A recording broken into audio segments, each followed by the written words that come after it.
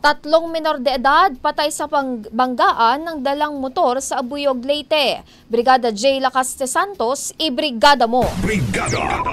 Live report!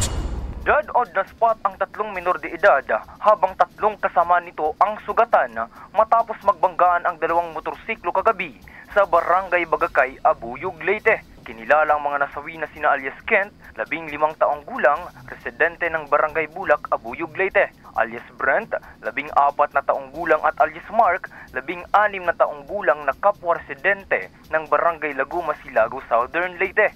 Sa eksklusibong panayam ng Brigada Tacloban kay Police Chief Master Sergeant Brexio Fortaliza ng Abuyog PNP, parehong may mga angkas ang dalawang motorsiklo kung saan pagdating sa lugar ng insidente, biglang kinain ang kabilang linya ng XRM at nagkataon naman kasalubong nito ang isa pang motor dahilan ng kanilang pagbanggaan. Napag-alaman na pupunta sana ng mga biktima sa isang barangay upang manood ng basketball nang maganap ang malagim na insidente.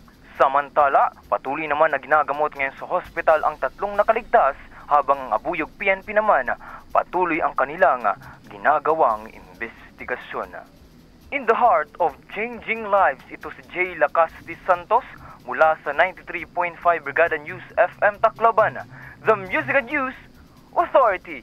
Ang bahaging ito ay hatid sa atin ng NutriCleanse Herbal Capsule. Linis tiyan, sexy tiyan.